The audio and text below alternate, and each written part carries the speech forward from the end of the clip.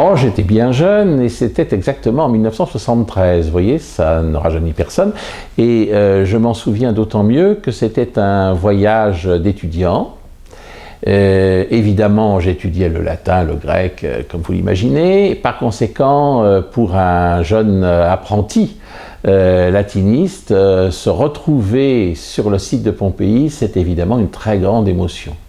Et ce que j'ai envie de vous dire, c'est que j'ai vu Pompéi, je crois, comme le voient les touristes, c'est-à-dire que l'image que j'en ai reçue, finalement, aujourd'hui je le sais, ne correspond pas du tout à l'image que j'aurais dû en avoir si j'avais connu un petit peu mieux l'histoire de Pompéi.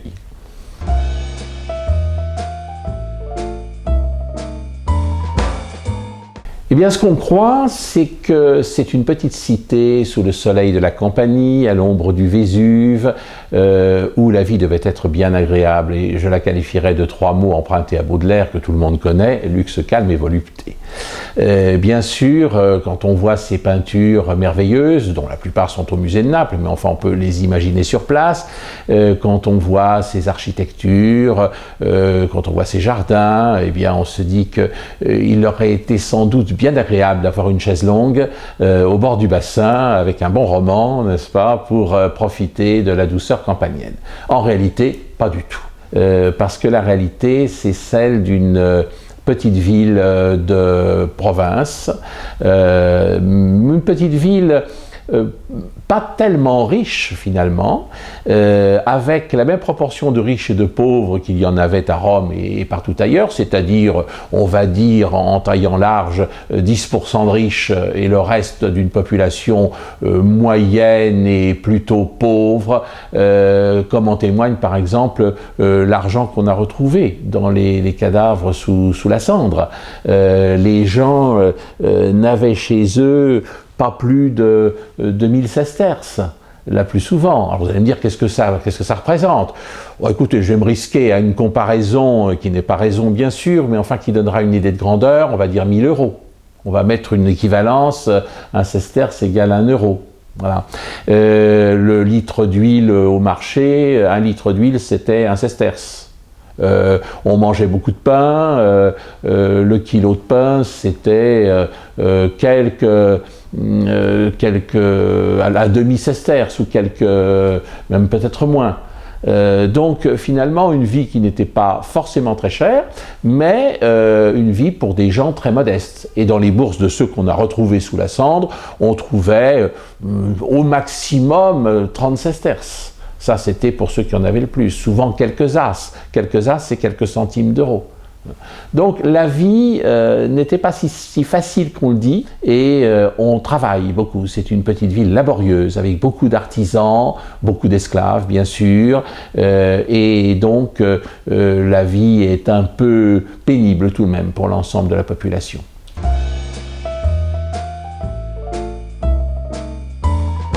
Pompéi est une ville, je dirais une ville basse, dans la mesure où il n'y a pas d'HLM, n'est-ce pas, ces insulae, hein, ce que dans Astérix on appelle les habitations latines mélangées, bon, où vit un peuple souvent pas très riche. Non, ça il y en a dans d'autres régions de la Campanie, mais pas à Pompéi. Ce sont des maisons individuelles, pour ceux qui avaient les moyens d'avoir une maison individuelle. Alors, vous allez me dire, ça représente quoi? On a dégagé une grande partie de Pompéi aujourd'hui. Sur cette grande partie, nous avons 1400 et quelques bâtiments mis au jour. Sur ces 1400 et quelques bâtiments mis au jour, il y a à peine plus de 500 maisons d'habitation. Donc, vous voyez, on va dire grosso modo qu'un tiers seulement des bâtiments de Pompéi sont des maisons d'habitation. Alors vous allez me dire, mais où vivent les gens qui n'ont pas les moyens d'être dans ces maisons d'habitation, lesquelles d'ailleurs peuvent avoir une petite surface. Elles peuvent avoir simplement 150 mètres carrés, 200 mètres carrés, c'est une toute petite maison. Bon, ça peut aller jusqu'à la plus grande, la maison du Faune, qui est en fait deux maisons l'une avec l'autre, qui sont associées, plus 2 grands jardins, le tout faisant 3000 mètres carrés. Voilà, 2800 et quelques pour être précis. Par conséquent, la plupart des maisons, disons, de gens riches, fait, ce qui est déjà pas mal, dans les 500 ou 600 mètres carrés. Mais c'est juste quand même quelques-unes de ces maisons. Alors, les autres, les gens modestes, eh bien, s'ils sont boutiquiers, il y a beaucoup de commerces dans les rues de Pompéi. Ils ont une petite chambrette qui se trouve juste derrière la boutique, ou quelquefois à l'étage, juste au-dessus de la boutique, où le commerçant va vivre avec sa femme et ses 2 ou 3 enfants. Donc, ils sont esclaves, même peut-être quelquefois. Et puis, vous allez avoir beaucoup de SDF, beaucoup de gens qui dorment dans la rue, qui dorment sous les arches de l'amphithéâtre ou sous les portiques. Il y a une misère qui est assez grande et qui est beaucoup plus répandue que chez nous, qui s'accompagne d'ailleurs, je le précise, d'une violence aussi, qui s'exerce dans les rues. On se fait dépouiller très très facilement, n'est-ce pas? Surtout la nuit venue, puisque bien entendu il n'y a pas d'éclairage dans les rues, donc on se promène avec 2 ou 3 esclaves tenant flambeau, mais tout le monde n'a pas les moyens d'avoir ce luxe. Donc la nuit, on reste plutôt chez soi. Ce qui ne veut pas dire que la nuit, les rues sont désertes. La nuit, vous avez des gens qui promènent des chariots pour les livraisons, vous avez des peintres qui peignent les enseignes, les publicités pour les élections, les affiches électorales, les affiches des programmes des spectacles. On a des inscriptions qui nous disent qu'un tel a fait ça la nuit, n'est-ce pas? Voilà, parce qu'évidemment, il y a moins de monde dans les rues, on est plus tranquille, et puis alors là, il y a le porte-flambeau qui éclaire, et on peint sur le mur l'inscription. Sans parler des chiens qui aboient, il y a beaucoup de chiens, beaucoup de chats, enfin bon. Donc, il y a beaucoup de bruit aussi la nuit. Mais enfin, à côté de la journée, c'est quand même plus calme. Pompéi est une petite ville, le pourtour des remparts fait un petit peu plus de 3 km, donc vous voyez que ce n'est quand même pas énorme, et on peut estimer, là aussi, nous n'avons pas de chiffres extrêmement précis, enfin on peut estimer à 15 000 le nombre d'habitants de la ville même.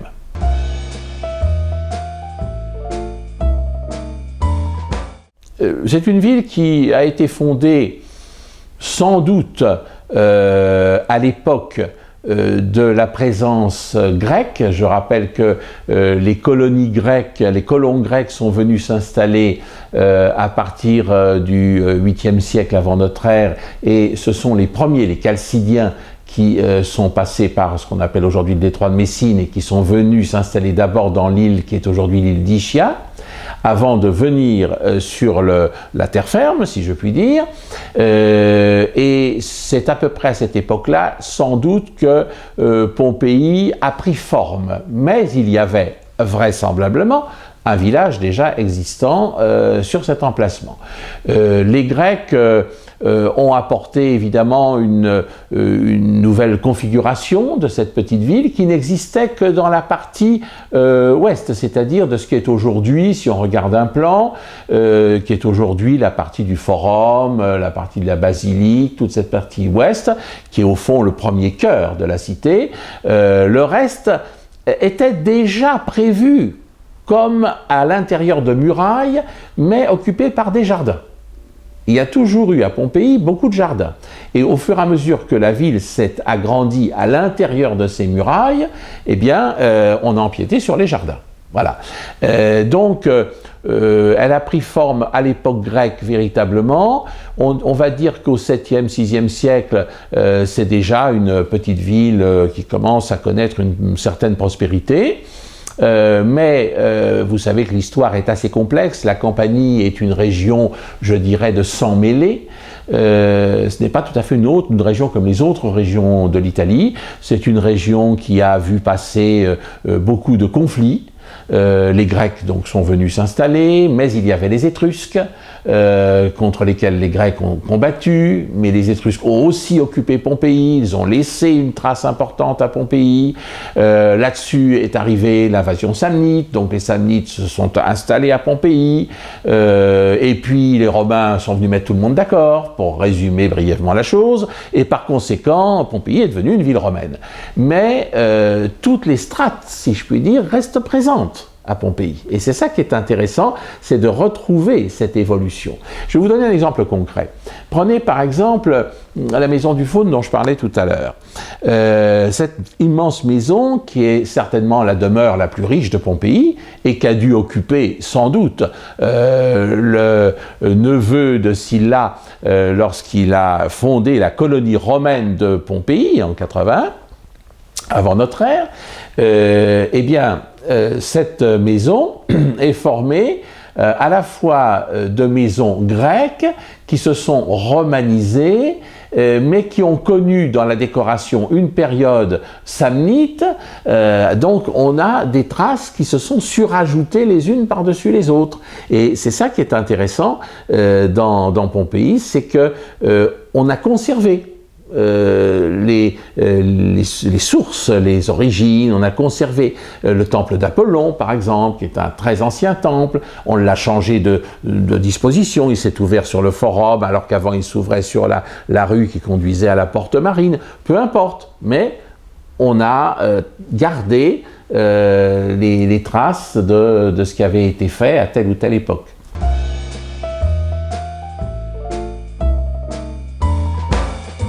Je crois que il y a plusieurs causes et plusieurs raisons à cela. Je vous ai dit, quand je suis arrivé à Pompéi, j'ai, comme tous les touristes, été ébloui. Pas pour les bonnes raisons, mais enfin j'ai été ébloui. Il y a quelque chose de miraculeux dans l'histoire de Pompéi. C'est qu'au fond, il faut s'imaginer l'endroit au XVIIIe siècle avant qu'on ne découvre l'emplacement. On savait que Pompéi existait, puisque les textes en parlaient. Mais on ignorait où se trouvait la ville. Et il a fallu des surprises, des forages faits par des paysans, etc., pour qu'on découvre des trésors, pour qu'on découvre qu'il y avait là-dessous quelque chose, sous le sol, quelque chose de merveilleux. Et on a commencé à faire ce qui n'était pas encore de l'archéologie, qui ressemblait plus à du pillage, mais enfin, on a commencé à creuser. Donc, subitement, surgissent de terre, on va dire, en quelques décennies, un monde qui est un monde oublié. Et je crois que ça fait rêver tous les chercheurs de trésors, tous ceux qui pensent aux temps anciens. Imaginez, je pense que c'est ce qui se passe dans la tête de certains touristes, Madame de Staël le disait d'ailleurs, quand elle y est allée, on a l'impression que le maître de maison est parti il y a 1 heure, qu'il va revenir. On a ce sentiment d'un lieu habité. Et il y a une vie derrière tout cela. Je crois que Pompéi représente l'imaginaire pour le touriste. On peut imaginer aussi d'autres raisons à cette magie. C'est un petit peu un retour dans le temps. Qui n'a jamais rêvé de monter dans une machine qui vous ferait remonter dans le temps et atterrir comme cela dans un temps lointain, ou bien peut-être est-on quelquefois à la recherche de soi-même aussi à travers l'histoire, et toutes ces raisons font que finalement le touriste va imaginer quelque chose qui sera nécessairement plus ou moins faux, hein. Parce que finalement ce n'est pas tout cela, et les ruines qui nous sont présentées ne sont pas la réalité de ce qu'était Pompéi. Pour une bonne raison, c'est que au moment où l'éruption a eu lieu, on imagine, tout le monde a lu les derniers jours de Pompéi, ça, on imagine bien évidemment cette petite vie tranquille dans une belle ville, etc. Pas du tout. Pompéi était en ruine, car il y avait eu 17 ans plus tôt un terrible tremblement de terre en 62 de notre ère, Et des monuments ont été mis par terre. Le temple de Jupiter sur le Capitole, en plein forum, était par terre. Le temple d'Apollon aussi. Les thermes étaient impraticables. Il n'y avait plus dans les thermes de Pompéi que les thermes du forum, ceux qui sont placés derrière le temple, justement, qui étaient accessibles, qui fonctionnaient encore, et, je dirais, simplement la moitié. Donc, la plupart des maisons étaient plus ou moins tombées. Par conséquent, la population vivait dans des gravats et on commençait petit à petit à reconstruire. Mais comme je vous ai dit qu'ils n'étaient pas très riches, eh bien, évidemment, ça mettait beaucoup de temps et on n'avait même pas les moyens pour les bâtiments officiels. C'est pour ça que le temple d'Isis, par exemple, qui lui était privé, avec fonds privés, a été reconstruit et fonctionnait au moment de l'éruption. Mais pas le temple de Jupiter ou le temple d'Apollon, par exemple.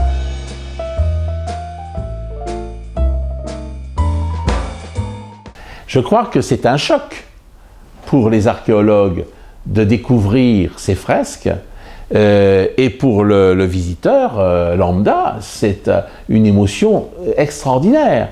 Parce que sur ces peintures, nous avons la vie des gens. À travers parfois des motifs mythologiques, mais nous avons la vie des gens qui apparaissent. Je prends un exemple célèbre, la fameuse fresque de la Villa des Mystères. Eh bien, cette fresque de la Villa des Mystères, qui depuis le début du XXe siècle a dû rencontrer un nombre d'interprétations qui avoisine la centaine, en réalité, sans qu'on sache toujours aujourd'hui véritablement ce qu'elle représente, alors qu'on y voit véritablement des personnages, on comprend quand même aujourd'hui qu'il y a deux discours derrière cette fresque. Il y a d'une part l'histoire de Dionysos et de Sémélé, c'est le culte à mystère, c'est un culte à mystère, le culte de Dionysos, et on y voit les différentes phases de l'initiation. Et il y a d'autre part l'histoire personnelle de la maîtresse de maison. Celle qui est peinte sur le mur à gauche quand on rentre dans la pièce toute seule, cette noble dame qui était là dans ses appartements et qui avait été initiée au mystère de Dionysos et qui nous raconte sa vie, son mariage, son enfant, l'éducation de son fils, et qui était devenue maîtresse en initiation également elle-même, et qui certainement s'apprêtait à initier son fils. Donc c'est une rétrospective de sa vie qu'elle avait devant les yeux en face de cette fresque. Mais avec les Romains, tout est symbolique. Tout est symbolique, tout est religion, tout est superstition. Il n'y a pas de rationalisme. Donc les images doivent être interprétées, doivent être comprises, et c'est ce qui fait qu'aujourd'hui on a tant de mal à les comprendre, parce que le processus mental qui nous permettrait de les interpréter avec exactitude nous manque assurément. La vie des dieux, les scènes de mythologie, souvent étaient en rapport avec la vie quotidienne des Romains. Je vais prendre un autre exemple. Pourquoi appelle-t-on cette belle maison qui vient d'être rouverte il y a peu, alors qu'elle était fermée depuis 25 ans, qui est la maison de Ménandre, qui est une des plus grandes aussi de Pompéi, une des plus riches, et qui appartenait, comme 4 autres d'ailleurs de la région, à la famille de Popée, l'épouse de Néron. Eh bien, dans cette belle maison, il y a un portrait du dramaturge grec Ménandre. Et ce portrait se trouve au musée de Naples aujourd'hui, mais enfin, on le connaît, et on a donc donné son nom à la maison. Et on voit sur les murs des représentations de scènes de tragédie et autres. Mais ces scènes de tragédie ou de comédie, parfois, surtout de tragédie d'ailleurs, sont en lien avec l'éducation qu'on reçoit tous les jours. Ces scènes nous donnent des règles de conduite, nous montrent des actions qu'il faut éviter. Il y a un rapport entre évidemment ce qu'on voit au théâtre et ce que l'on vit au quotidien. Donc c'est ça, ce lien qu'il faut essayer de comprendre, qui n'est pas facile du tout. Les spectacles, évidemment, comptaient beaucoup dans l'Antiquité, les jours de fête uniquement, je le rappelle, et par exemple, pensez au théâtre de Pompéi, justement, le grand théâtre de Pompéi, qui a été agrandi et qui était un lieu de rassemblement important, où d'ailleurs il y avait une représentation au moment où a commencé l'éruption. Et ce grand théâtre de Pompéi était orné de 3000 statues. Il faut l'imaginer, elles ne sont plus là, les statues. C'était quelque chose de grandiose. On attachait tout un message, effectivement, à ces lieux de spectacle et à ces pièces de théâtre qui signifiaient quelque chose pour les Pompéiens. Dans l'Antiquité, on n'avait pas de photos. Alors, quand on était riche, on faisait faire des statues.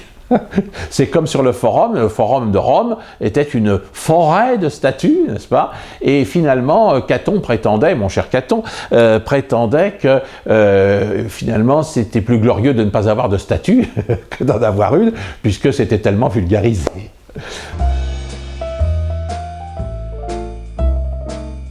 Bon, mais avant d'être en ruine, cette petite ville, on l'imagine donc pleine de jouissance et de plaisir.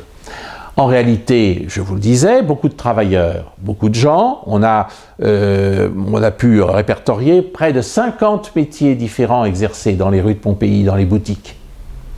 50 métiers, beaucoup de commerces, une ville très cosmopolite, beaucoup de gens qui venaient de l'autre bout de la Méditerranée, des Syriens, des Alexandrins. Pompéi faisait du commerce. Des choses très très communes, comme le garum par exemple. Il y avait une grande entreprise de garum à Pompéi. Sa célèbre entreprise, il n'y avait pas qu'une, mais celle de Umbricius Scaurus, c'était évidemment l'entreprise numéro 1 de garum. Alors le garum, je rappelle que c'est le muokmam, c'est une espèce de sauce infâme, n'est-ce pas, faite avec les entrailles de poisson en décomposition sous le soleil avec du sel, n'est-ce pas. Donc vous voyez, vous aviez l'odeur, vous aviez tout. Et ça se mettait en amphore, et ça s'utilisait dans la cuisine en permanence. C'était la sauce, vous avez plusieurs qualités évidemment, et différents prix, mais c'était la sauce universelle. Il y en avait dans les hors d'œuvre, il y en avait dans les plats, il y en avait dans les desserts, il y en avait partout. C'est un genre de ketchup, sauf que vous ne mettez pas de ketchup sur la tarte aux fraises, j'espère. Mais eux, ça serait ça, voyez-vous. Bon.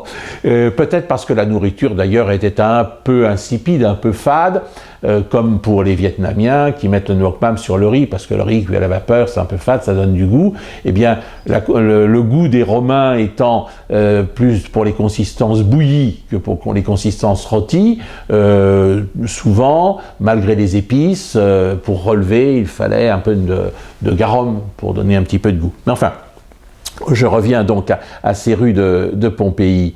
Se promener dans les rues de Pompéi, qu'est-ce que ça veut dire? Ça veut dire des rues, d'abord, où la circulation est très difficile. On parlait des embouteillages de Rome. Il semblerait qu'on n'ait pas circulé avec les chariots dans les rues de Pompéi comme on est voulu.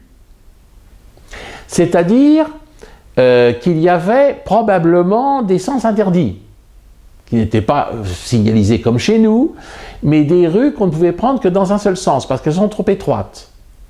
Et on pense même, certains archéologues qui ont retrouvé les clochettes en question, pensent même qu'il y avait des esclaves qui, avec des jeux de clochettes, permettaient d'avertir qu'on pouvait s'engager dans la rue ou pas dans la rue, etc. Donc il y avait des problèmes de circulation très importants. Et vous voyez des grosses pierres sur les rues, parfois, qui empêchent d'aller au forum. Le forum est une zone piétonne. On peut être sûr qu'il n'y avait absolument aucun char sur le forum. Donc, circulation. Beaucoup d'animation, parce que c'était des boutiques, des ateliers. Par conséquent, beaucoup de monde, les matrones qui se promènent, avec les enfants qui jouent, les gens modestes qui sont là dans les rues, et puis les bistrots. Parce que des bistrots, il y en a partout, dans tous les quartiers, surtout les plus populaires. La rue de l'Abondance, qui est toujours importante, il y a je ne sais combien de thermopolia, n'est-ce pas? Le fameux thermopolium, c'était bien sûr pas le mot qu'on utilisait à l'époque, pour désigner ce lieu où, genre de taverne, on pouvait vider un gobelet et puis manger quelque chose de froid, voire de chaud aussi. C'était le McDo de l'époque, en quelque sorte. Hein. Parce que les gens qui avaient une maison, une domus, évidemment, ces gens-là avaient des esclaves, avaient une cuisine, et donc pouvaient manger chez eux, dans leur salle à manger, ils avaient une salle à manger. Mais la plupart des autres n'avaient pas de maison, ou juste un gourbi quelconque, donc pas de cuisine, juste un brasero pour faire réchauffer vaguement quelque chose. Donc on mangeait froid. Ou alors, on prenait quelque chose de chaud au bistrot, qu'on ramenait éventuellement dans sa cambuse, ou qu'on mangeait sur place. Ça dépendait des circonstances, pour une somme tout à fait dérisoire, bien entendu. On mangeait dans la rue. Donc, c'était une vie difficile. C'est pour ça que les satiristes nous disent la grande affaire, pour un pauvre, c'est de se faire inviter à dîner chez un riche. Ben oui, parce que c'est la promesse de pouvoir prendre un vrai repas. Tandis qu'autrement, on n'a pas de vrai repas. On nous montre toujours les orgies, les Romains qui sont en train de bafrer. Mais non, pas du tout. C'est même tout le contraire. La plupart n'avaient même pas de quoi faire un repas dans la journée. Hein. Donc là aussi, c'est une réalité. Alors vous avez cette rue extrêmement animée. Vous vous dites, ah ben ça devait être agréable quand même de faire les boutiques, de se promener là.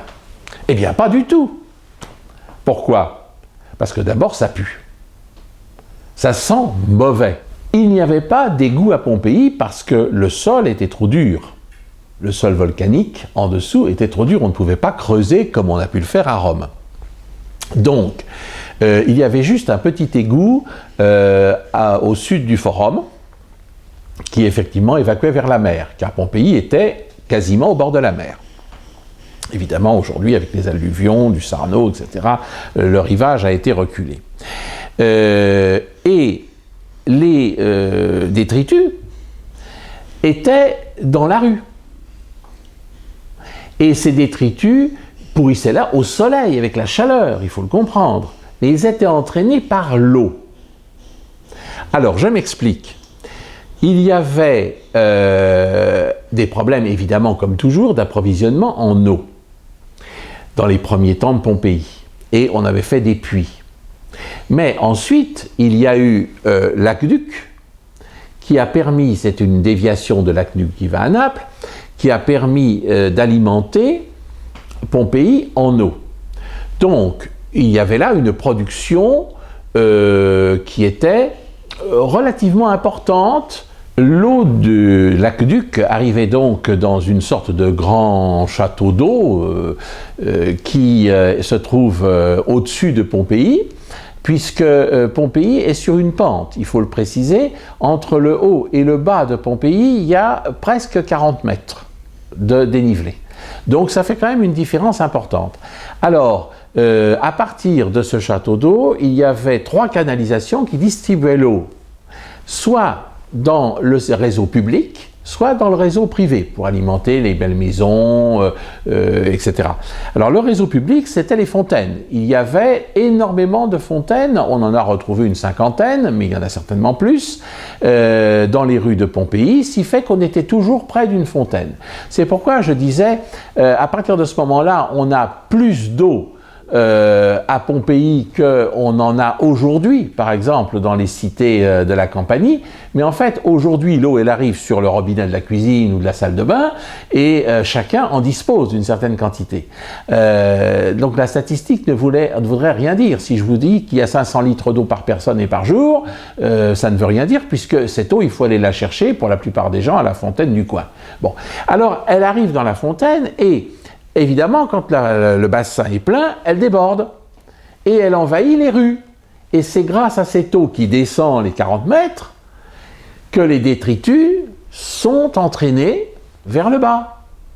Et c'est ça qui va assainir un petit peu la chaussée. Comme le terrain est en pente sur une 40aine de mètres, l'eau qui déborde des bassins des fontaines entraîne donc tous les détritus vers le bas. La rue s'en trouve donc assainie et ça facilite évidemment les odeurs pestilentielles qui étaient vraiment très prégnantes, surtout aux chaudes heures de l'été. Seulement cette eau, elle coule donc en permanence qu'il fasse beau ou qu'il pleuve. Voilà pourquoi, pour ne pas se mouiller les chaussures, pour traverser les rues de Pompéi, les trottoirs étant hauts, vous avez des plots, des pierres qui sont mises en travers parce que ça sert même par beau temps, vu qu'il y a une espèce de torrent permanent, n'est-ce pas, qui dévale la rue. Donc cette eau est importante pour l'assainissement de la ville, mais en même temps, c'est un handicap, évidemment, pour la circulation dans la ville. Donc, vous voyez, vous avez, je résume, une ville extrêmement animée, avec une population suivant bruyante, parfois un petit peu avinée, un peu, bon, beaucoup de bistrots, beaucoup de gens qui jouent, beaucoup de gens qui ont un tempérament un peu chaud, plus les odeurs qui sont un peu pestilentielles, plus c'est cette gadoue, cette eau qui court en permanence dans les rues, tout cela rend évidemment la vie pour le peuple de Pompéi, pas très très glamour, je voudrais dire. Et c'est là où je vous disais, quand on arrive, on s'imagine qu'on est dans une petite cité, une villégiature, etc. Eh bien, pas du tout. La vie pour les gens, même avant le tremblement de terre de 62, était quand même difficile.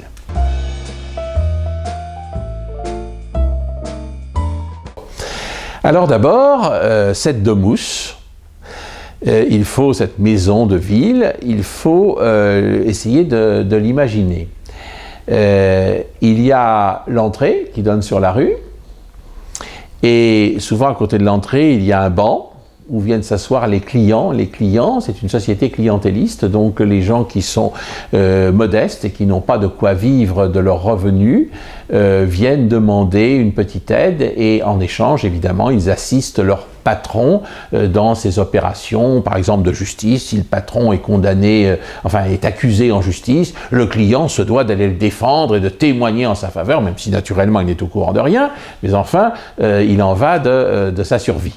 Donc, nous avons l'entrée de la maison, puis nous avons ce qu'on appelle l'atrium, c'est-à-dire une petite pièce qui est l'ancienne maison italique, avec le petit bassin au milieu qui recueille les eaux de pluie grâce à l'ouverture dans le toit, autour duquel se trouve généralement l'entrée du quartier des esclaves, ou tout au moins de la cuisine, et puis peut-être d'une petite chambre ou deux, n'est-ce pas, d'une ou deux pièces. Et cet atrium, c'est le cœur de la maison. C'est lui qui va voir toute la journée défiler les différentes personnes de la maison dans différentes activités. Je vais y revenir. Je passe au-delà de l'atrium et j'arrive dans la partie privée. La partie privée, c'est le péristyle. Quand je dis privé, je veux dire que tout le monde n'y entre pas. Il faut y être invité par le maître de maison. Et autour de ce péristyle, qui est une sorte de jardin, mais de jardin bien arrangé, car le Romain est quelqu'un qui aime la nature maîtrisée. C'est sa façon de dominer le monde. Il a beaucoup de bonsaïs, beaucoup de petits buis taillés, beaucoup de petites statuettes. Il y a bien sûr l'eau qui coule, une petite fontaine, le jardin. Donc c'est un petit monde en réduction, avec un péristyle autour, des colonnes. Et sous ce portique va s'ouvrir une chambre ou deux, une salle à manger, différentes pièces de la maison, suivant évidemment la grandeur et l'importance de cette maison. Pour autant, il faut se rendre compte que cette maison romaine, qui pourrait paraître une bien agréable villa pour nous, elle a trois inconvénients majeurs. D'abord, elle est sombre, car il n'y a pas d'ouverture sur l'extérieur, uniquement sur l'intérieur, et évidemment sur le péristyle avec la colonnade. Bon, il ne fait pas très clair dans les pièces. On est obligé sans cesse d'avoir des lampes à huile, des candélabres à huile, etc. Elle est sombre, elle est froide, parce qu'en dehors des mois d'été, il ne fait pas chaud. Et le chauffage, tout le monde n'a pas les moyens d'avoir un hypocauste, un chauffage par le sol, ce qui ne se fait que pour une ou deux pièces et pas pour toute la maison. Donc on se chauffe avec des petits bras zéro, et quand il fait froid l'hiver, tout le monde a froid. Il n'y a pas d'isolation. Bon. Et puis surtout, il y a la promiscuité. Il faut se rendre compte que dans cette maison, qui est donc de taille moyenne, on va dire 200-300 mètres carrés, vous avez à peu près une quarantaine de personnes qui y vivent. Quarantaine de personnes, vous allez me dire, mais alors qui? Bien sûr, le maître de maison, son épouse, son ou ses enfants, mais tous les esclaves, avec toutes leurs fonctions. Il y a l'esclave qui fait la cuisine, il y a l'esclave qui ouvre la porte, il y a l'esclave qui s'occupe des enfants, il y a la nounou pour... il y a l'esclave qui lave par terre, tous les esclaves. Puis vous avez peut-être un affranchi qui aide le maître dans ses affaires. Et l'affranchi, il a aussi une femme, il a peut-être des enfants, il a peut-être aussi un esclave. Tout ce monde-là vit dans la maison. Et ce qu'on a du mal à comprendre, c'est que jusqu'à il y a peu, on s'imaginait que c'était un peu comme chez nous. C'est ça notre défaut. On veut toujours appliquer à l'Antiquité notre schéma. Mais bien entendu, ça ne marche pas. Alors on se disait, oui, telle pièce, c'est le triclinium, c'est la salle à manger. Bon, telle pièce, c'est la chambre à coucher. Mais manque de chance, il n'y a rien qui permette de le dire. À part la cuisine où il y a les fourneaux, il n'y a rien qui permette de dire que telle pièce est une chambre à coucher. En fait, il faut comprendre qu'à Pompéi, dans l'Antiquité, on vivait partout à la fois. On dormait n'importe où. Les lits, ça se promenait. On pouvait les mettre dehors sous le péristyle, dans le péristyle parce qu'il faisait chaud. On pouvait les mettre dans une pièce, dans une autre. Prendre ses repas, évidemment. La salle à manger, quand on faisait festin, quand on recevait, etc. D'accord.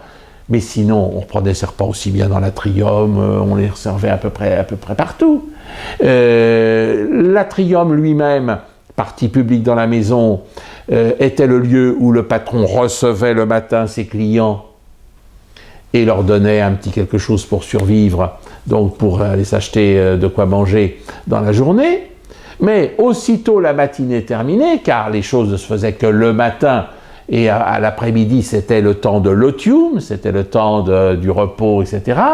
La maison redevenait privée, et souvent, les esclaves ou les femmes amenaient les métiers à tisser dans l'atrium, et puis elles travaillaient, elles tissaient, elles faisaient des activités ménagères. Donc l'atrium, ça servait à tout. Le patron, le matin, il recevait ses clients. Ensuite, on pouvait y manger. Il suffisait d'apporter un lit de repos pour y faire la sieste. Après, on allait faire du tissage. Il y avait les gosses qui jouaient là au milieu, qui passaient partout, en poussant des cris. Enfin, 40 personnes dans cet espace. Évidemment, aujourd'hui, on se dit, il y a un appartement de 300 mètres carrés, ça serait pas mal. Mais si vous mettez 40 personnes dedans, vous voyez que déjà, c'est beaucoup moins confortable. Bon, donc il faut se rendre compte de ça. Mais je n'ai pas dit le principal.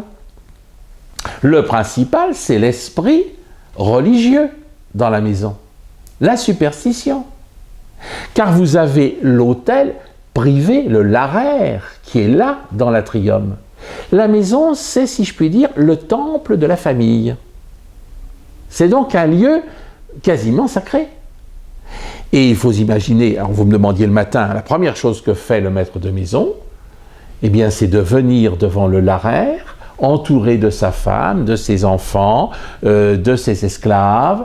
Les gens de la maison sont là, autour du laraire, sur lequel sont les dieux l'art de la maison, les mânes aussi, les pénates, les mânes de la famille, les ancêtres, etc. Et on les salue.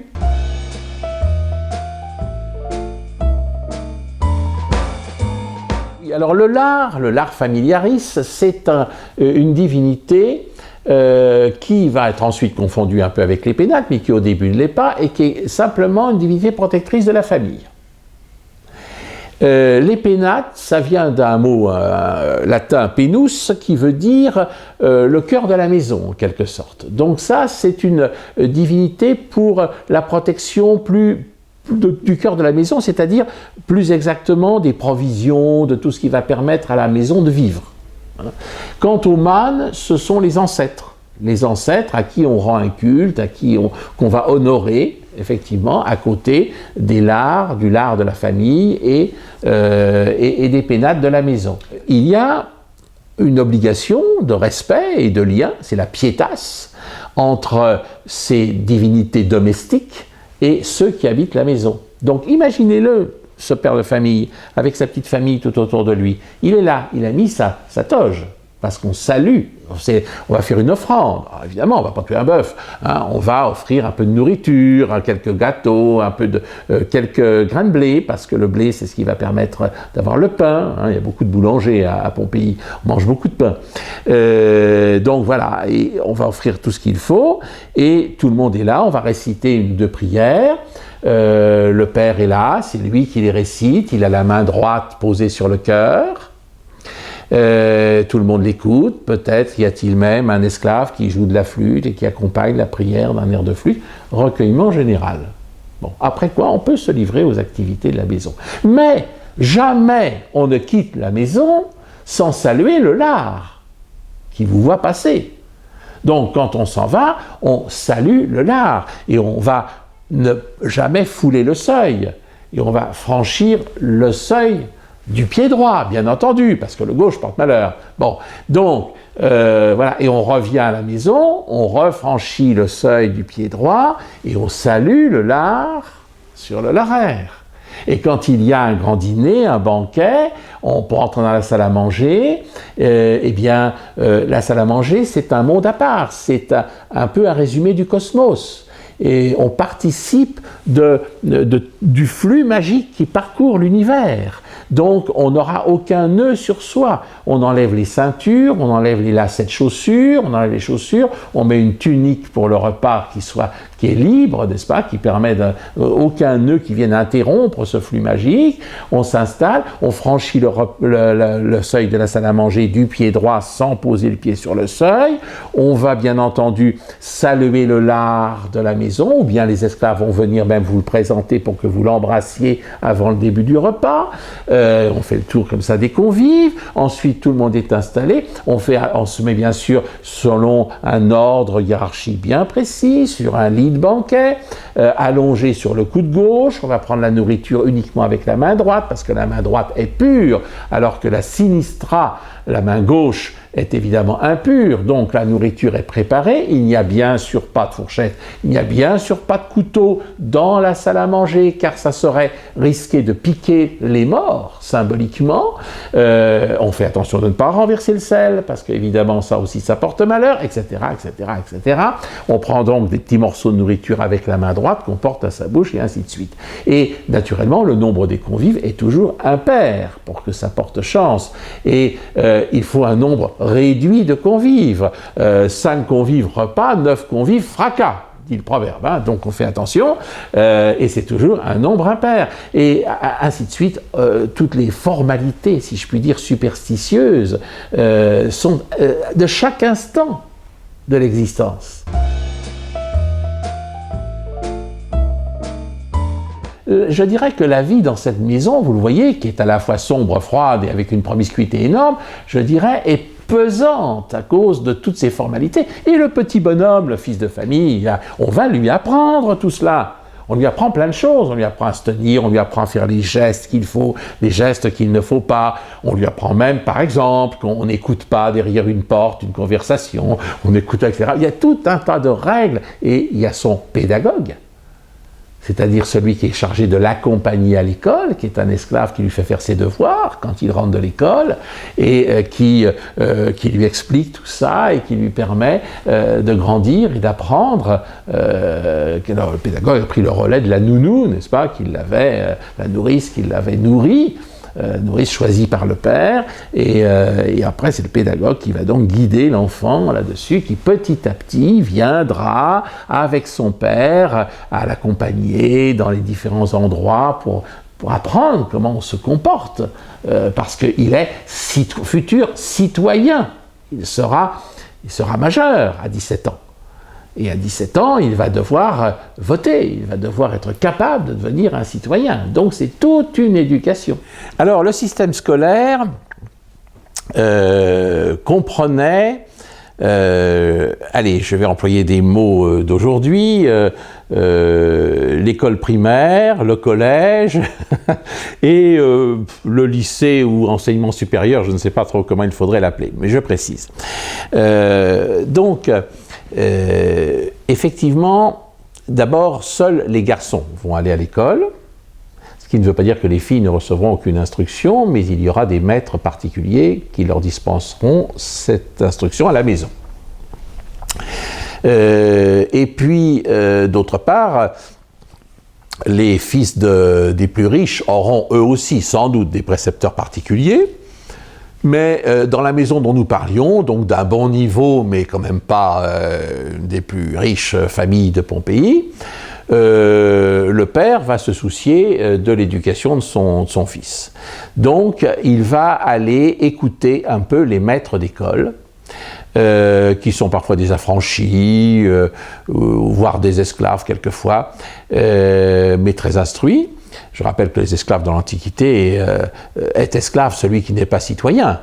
Et par conséquent, votre serviteur aurait été esclave dans l'Antiquité, n'est-ce pas? Les professeurs, les médecins, les architectes étaient tous des esclaves. Donc il faut prendre l'esclave, là aussi il faut oublier les champs de coton et il faut voir les choses de façon un petit peu plus large. Donc le père va écouter où cela? Eh bien en plein air. Souvent, entre les colonnes du forum, il y a un maître qui donne des leçons, on a des dessins, on a des peintures qui nous montrent une école comme cela.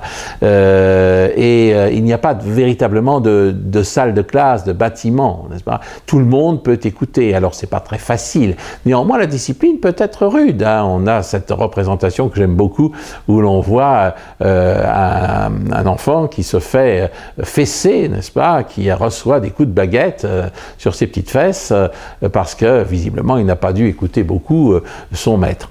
Et donc le père de famille va choisir une école pour son enfant.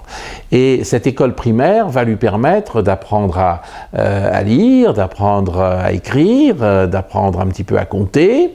Mais bon, pour ce qui est du calcul, les Romains n'étaient pas toujours très très forts. Et là, évidemment, on va faire fonctionner la mémoire.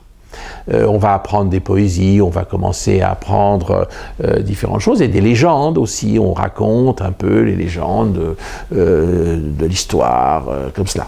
Cela va durer quelques années, disons qu'il arrive à l'école primaire, il a environ 7 ans, jusqu'à l'âge de 12 ans, environ 4-5 ans d'école. Et quelquefois on change d'école si le maître n'est pas suffisamment bon, il faut le payer, mais très très peu d'argent, c'est peu cher. Et d'ailleurs, comme il y a beaucoup de vacances, alors ça va faire rêver, n'est-ce pas, s'il y a des jeunes qui écoutent ce que nous disons, eh bien il faut savoir que non seulement il y avait toutes les fêtes dans l'année, et quelquefois ça pouvait durer une semaine, et il y avait beaucoup de fêtes, mais il y avait les grandes vacances qui commençaient au mois de juin, n'est-ce pas, et qui se terminaient au mois d'octobre. Donc c'était très très intéressant. Et pas pour le maître d'école par contre, parce que lui, évidemment, à ce moment-là, il n'était plus payé. Et souvent, s'il était esclave ou autre, mais il fallait qu'il aille faire les moissons ou s'embaucher ailleurs pour gagner quelque argent pour pouvoir subvenir à ses besoins. Enfin bon. Donc, l'école primaire. Alors ensuite, on va au collège, c'est-à-dire chez le grammairien. Nous avons là des noms de grammairiens à Pompéi, oui, par exemple Valentinus, n'est-ce pas? Bon, donc dans des salles mieux aménagées, généralement avec bibliothèque, où on va apprendre, on va faire de l'histoire, on va, en plus du reste, on va apprendre une langue vivante, le grec bien évidemment, et puis on va apprendre toujours la littérature, on va apprendre beaucoup par cœur, on va réciter Virgile, on va réciter, enfin bon, suivant les époques évidemment, les poètes qui sont à la mode. Et là on va rester 2-3 ans. 3-4 ans, ça va dépendre. Disons qu'on va terminer son cycle vers les 16 ans.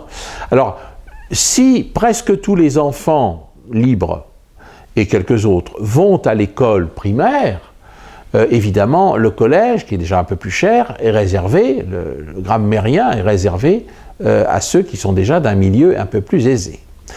Et à Pompéi, nous n'avons aucune trace d'école supérieure. C'est-à-dire que quand on a terminé ses études chez les grammairiens, quand on a 15-16 ans, eh bien en général, on arrête là ses humanités, si je puis dire. En revanche, si on a les moyens, eh bien on va poursuivre ses études ailleurs. Et alors ces études, c'est quoi? C'est aller écouter, aller suivre les cours d'un rhéteur, aller suivre les cours d'un philosophe, ou en fréquenter plusieurs. Il y avait effectivement, vu que c'est un pays d'imprégnation grecque très très forte, la Campanie, il y avait bien sûr, non seulement à Naples, mais aussi à Herculanum, par exemple. À Herculanum, vous aviez une très très belle villa, qui est la villa des papyrus, ainsi appelée parce qu'on a retrouvé dedans beaucoup de papyri de la littérature latine qu'on ne connaissait pas, mais ça a été une bénédiction pour les latinistes, peut-être pas pour les élèves, je ne sais pas. Donc, il y avait là une superbe villa qui appartenait au beau-père de César, donc le fameux Calpurnius Pison, qui s'était pris d'amitié d'un philosophe épicurien, venu de Gadara, là-bas en Asie mineure, et qui est donc Philodème de Gadara. Et Philodème, c'est un exemple, il y en avait bien d'autres, hein. Mais Philodème, donc, dans la superbe villa de Pison, avec ce grand péristyle et ce bassin de 100 mètres de long, bordé de multiples statues en bronze et en marbre sous les portiques, tout en se promenant, selon la mode grecque et antique des philosophes, eh bien, dispensait son enseignement. Et donc, il était suivi de quelques disciples privilégiés, qui naturellement payaient cher, le privilège de pouvoir écouter l'enseignement du philosophe. Mais il y avait d'autres philosophes, il y avait par exemple un autre épicurien qui s'appelait Ciron, qui lui enseignait à Naples, et Virgile a suivi les cours de ce philosophe. Virgile qui, vous le savez, voulait être orateur, parce que c'est le métier par excellence qui conduit à la politique, hein, comme Cicéron. Bon, Virgile voulait être orateur, mais il avait une voix de puceron malade, le pauvre Virgile, donc il n'était pas question, vu qu'il n'y avait pas beaucoup de micros à l'époque, de pouvoir se faire entendre. Donc, il avait repris des études philosophiques, et puis il a été poète, comme on le sait, et proche d'Octave, hein, le futur Auguste. Voilà, donc ce parcours-là est réservé vraiment, cet enseignement supérieur à ceux qui ont vraiment de très gros moyens, mais pouvaient être extraordinaires. Ou alors on allait même à Rome, il y avait des gens de Pompéi qui allaient à Rome pour pouvoir éventuellement suivre des cours, effectivement, de rhéteurs et de philosophes.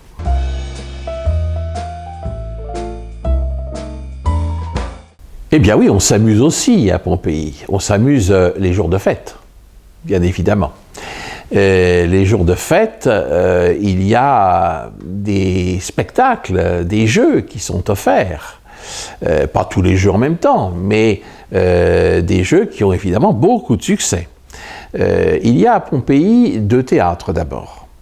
Un grand théâtre, où l'on a donné beaucoup de représentations, et l'on sait que la population de Pompéi aimait beaucoup les tragédies, la population la plus évoluée évidemment, mais aussi les comédies, et on jouait aussi bien des pièces grecques que latines, en grec et en latin, et il y a même un type de pièce typiquement régionale qu'on appelle l'Atellane, dont le nom vient de Atella, une petite ville de Campanie, qui est une forme de comédie qui est l'ancêtre de la Commedia dell'arte, puisqu'il y avait des personnages, toujours les mêmes. Il y avait le bouffon, le soldat, le médecin, etc. Et avec des caractères très tranchés, un peu comme les harpagons, Et ces personnages, donc, étaient toujours les mêmes et étaient mis dans des situations différentes. Donc on voyait, je sais pas moi, le soldat en campagne, ou le soldat faisant autre chose, et on voyait toujours les mêmes personnages avec des situations différentes. Évidemment, ça faisait beaucoup rire. C'était un type de comédie très proche de la Commedia dell'arte, avec ces personnages bien connus. On retrouve presque les mêmes d'ailleurs. Donc le théâtre, très important.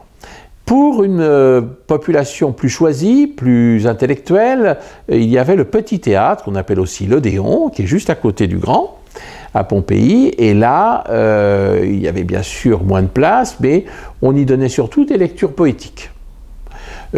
Par exemple, on y récitait Virgile, on donnait des lectures poétiques, accompagnées de musique, bien évidemment, comme cela se faisait toujours à l'époque. Mais cela, ça ne concerne guère le peuple. Le peuple, lui, préférait les jeux que les magistrats leur offraient et qui avaient lieu à l'amphithéâtre, à l'autre bout de la ville. Alors l'amphithéâtre, entendons-nous bien, c'est le premier amphithéâtre de pierre qui a été construit en Italie, celui de Pompéi. C'est vous dire qu'il y a dans les jeux de l'amphithéâtre une influence qui vient de Grèce et plus précisément même d'Orient, d'Asie mineure, et qui est passée par la Campanie avant de se développer davantage en remontant vers le nord, vers Rome, etc. Donc là, nous avons évidemment des jeux de gladiateurs, des combats, mais aussi des chasses, c'est-à-dire qu'on a des bêtes, alors ce ne sont pas les bêtes fauves comme plus tard au Colisée ou comme ça, non, ce sont des bêtes locales, il y a des ours qu'on a trouvés dans les montagnes, il peut y avoir un fauve de temps en temps, mais enfin c'est surtout des taureaux, des combats avec des taureaux, même comme les vachettes landaises, vous savez, je les attraper par les cornes, enfin ils ne sont pas toujours tués, hein, bon, il y a des défilés d'animaux, des dressages, c'est un peu le cirque, en quelque sorte. Et puis, bien sûr, ces affrontements de gladiateurs qui passionnaient les Pompéiens d'une façon extraordinaire. Ces gladiateurs pouvaient être très très connus et très célèbres. Ce sont de véritables vedettes. Ce sont les Johnny Hallyday de l'époque. Alors que, généralement, ce sont des esclaves. Bien évidemment, formés dans les écoles de gladiateurs, c'est très dur d'apprendre ce métier de gladiateur, et c'est pour ça, d'ailleurs, naturellement, qu'il n'y a qu'en moyenne 10% de tués lors des combats, parce que ça coûte trop cher. 10% c'est déjà beaucoup, mais ce n'est pas non plus 1 sur 2 comme on le croit parfois. Il y avait à Pompéi une école de gladiateurs. Et cette école de gladiateurs, qui se trouvait avant dans le cœur de la ville, a été déplacée et est, à la fin de l'histoire de Pompéi, derrière le théâtre, ou plutôt le mur de fond du théâtre, là où nous la voyons aujourd'hui. Donc, on a une anecdote intéressante, par exemple. On a retrouvé des inscriptions à propos d'un gladiateur qui était donc sur les murs de Pompéi, des bistrots, comme quoi il était connu à Pompéi, alors que nous savons qu'il ne s'est jamais produit à Pompéi. Par conséquent, il n'y avait pas la télévision pour pouvoir suivre les combats ailleurs. Par conséquent, ça veut dire que le bouche à oreille, les récits que l'on pouvait faire de tel ou tel héros de l'arène pouvaient se colporter de ville en ville, comme ça, en Italie. Et il y avait quelqu'un qui avait gravé le nom de cet homme sur un mur, alors que, assurément, personne ne l'avait jamais vu à Pompéi. Et quelquefois, on pouvait se battre pour des gladiateurs. Il y a eu en 59 une rixe épouvantable avec les habitants de Nocera, parce qu'il y avait 20 000 places quand même dans l'amphithéâtre de Pompéi. Donc c'était pour tout le canton, les gens venaient des villes voisines. Et donc il y a eu un combat. Le combat n'était pas seulement dans l'arène, il était dans les gradins.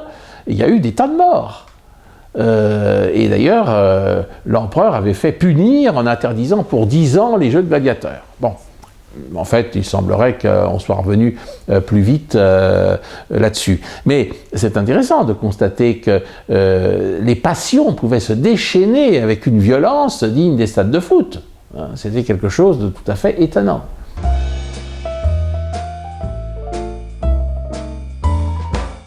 Alors, maintenant, évidemment, tout le monde va dire, il y a un autre plaisir populaire, c'est comment allait-on se prendre quelques bons temps, n'est-ce pas, dans les lupanars, parce que tout le monde visite à Pompéi l'unique lupanar qu'on peut voir, avec ses petites chambres, où évidemment les personnes à Corte recevait les clients pour souvent quelques as.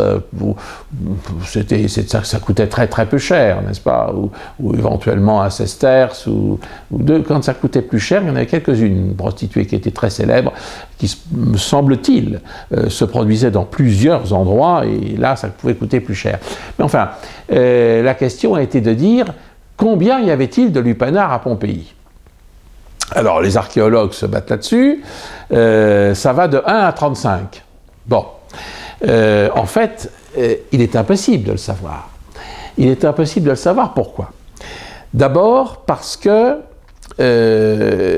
il n'y avait pas forcément que des lieux uniquement destinés à ce plaisir, comme le lupanar que l'on visite. Bien souvent, des petits lupanars étaient associés à d'autres monuments, d'autres édifices plutôt.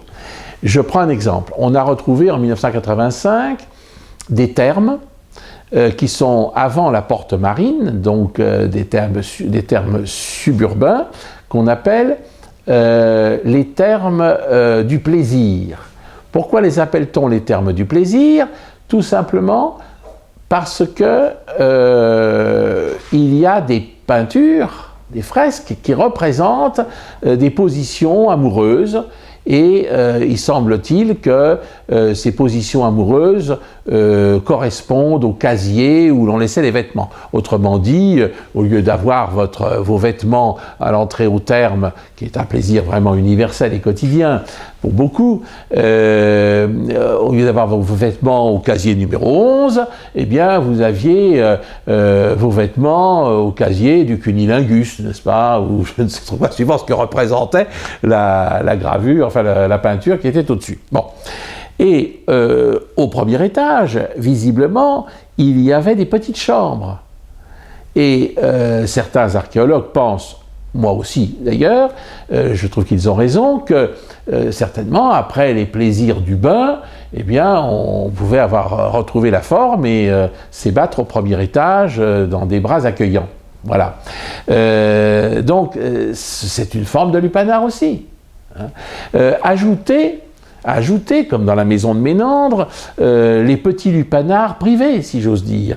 Il pouvait y avoir une matrone qui consacre, avec une ouverture sur une petite ruelle à côté, dans sa maison, 2 pièces où elle mettait deux ou trois de ses esclaves pour accueillir des passants, n'est-ce pas, qui venaient là. Ça lui faisait un petit peu d'argent de poche. Bon, c'était bien.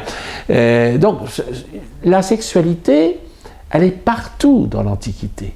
Il n'y a pas de honte du corps dans l'Antiquité, et cette sexualité, elle s'exerce partout. Elle s'exerce dans la maison. Quand on a une domus, évidemment, on a plein d'esclaves, on ne va pas s'amuser à aller je ne sais où.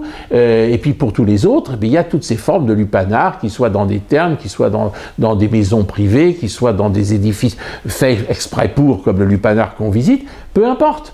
Mais il y en avait certainement beaucoup. Alors je ne sais pas s'il y en avait 35 plus ou moins, mais il y en avait forcément beaucoup. Et c'était une activité extrêmement courante et pour laquelle il n'y avait pas de honte particulière à avoir. Les plaisirs du corps sont unanimement partagés du nord au sud et d'est en ouest, dans l'Empire romain et en particulier en Italie, bien entendu.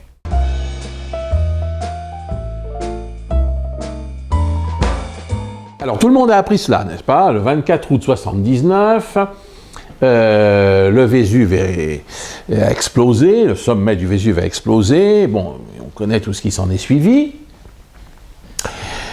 La seule chose, déjà, c'est que le 24 août 79, il ne s'est rien passé du tout. Voilà. Tout simplement parce que on a compris, il y a peu de temps, qu'un certain nombre d'indices ne permettaient pas de fixer l'éruption à cette date-là. Alors vous allez me dire, mais le manuscrit de Pline, qui a été le plus souvent suivi, donne cette date. Ah oui, mais le manuscrit de Pline donne aussi d'autres dates, ça dépend des manuscrits, et celui qu'on a suivi, certainement a dû faire l'objet d'une erreur de la part d'un copiste. Alors pourquoi est-ce qu'on peut en être sûr? Eh bien parce que les conditions matérielles que nous avons retrouvées du moment où a eu lieu l'éruption n'ont rien à voir avec un mois d'août. Je donne quelques exemples. Les gens qui ont été pris par la cendre et étouffés par les gaz et qui sont morts là, vous savez qu'on les a retrouvés parce que ensuite cette cendre s'est durcie et il y a eu un célèbre archéologue qui a eu l'idée d'injecter du plâtre une fois que les corps ont été décomposés, quand on a retrouvé tout cela, et après il suffisait de casser la gangue qui entourait ces cadavres et on avait l'exact personnage en plâtre tel qu'il était, avec ses habits, avec ses bijoux, avec sa bourse, avec les traits de son visage, on avait vraiment une momification en plâtre, si j'ose dire, des gens tels qu'ils étaient lorsqu'ils sont tombés dans la rue ou chez eux le jour de l'éruption. Pas d'ailleurs en très grand nombre, puisque sur 15 000 habitants, on a retrouvé à peu près 2000 cadavres. Bon, donc ça veut dire que les gens étaient bien partis avant, ça veut dire qu'il y avait bien eu des signes avant-coureurs qui les avaient un peu alertés. Bon, contrairement à ce qu'on a dit aussi parfois. Mais enfin, donc je reviens à cette éruption. Alors, ces gens, d'abord, portent des vêtements déjà chauds. Bon, vous savez, une toge en laine, c'est bien gentil, mais en plein mois d'août, je peux vous dire qu'à Pompéi, c'est pas ce qu'il y a de plus agréable à porter. Deuxièmement, dans leur maison, on a retrouvé des braseros qui visiblement ont été étouffés par les cendres et qui étaient donc en fonctionnement. C'est rare qu'on se chauffe à Pompéi un 24 août. Bon. Troisièmement, on a retrouvé des fruits séchés et également des olives qui avaient été fraîchement cueillies. La cueillette des olives ne se fait pas en juillet ou en août, elle se fait en novembre ou décembre. Bon. Ensuite, on a retrouvé également des fruits qui avaient été mis en conserve en quelque sorte. Donc les conserves, elles se font à l'automne précisément, bon, etc., etc. Bon, je ne vais pas énumérer le tout, mais enfin, si on met tous ces éléments les uns avec les autres, on comprend tout de suite que le 24 août n'est pas une date qui peut correspondre. J'y ajouterai le fait que le peuple, une partie du peuple était à une représentation lorsque vers 10h30 du matin, les premiers grondements ont commencé à se faire entendre de façon particulièrement importante. Donc ce jour-là, le jour de l'éruption, était donc au théâtre. Bon, et au 24 août, il n'y a aucune fête qui corresponde, il n'y avait pas de représentation, il y avait peu de représentations en pleine chaleur l'été dans ce théâtre, parce que sans ça, tout le monde serait mort d'insolation. Bon, donc vous voyez, tout cela ne concorde pas. Et il faut mieux comprendre les dates données par d'autres manuscrits, mais de façon incertaine. C'est pas forcément un 24 quelque chose, je traduis par rapport au calendrier bien sûr romain, mais disons que c'était peut-être le 24 octobre, c'était peut-être courant novembre. Là, tous les signes que nous avons permettraient de le dire. Donc la date n'est pas connue, mais ce qu'on peut dire, c'est que le 24 août, c'est visiblement une erreur d'un copiste et on est resté là-dessus sans jamais faire attention aux détails qui nous permettaient d'affirmer le contraire.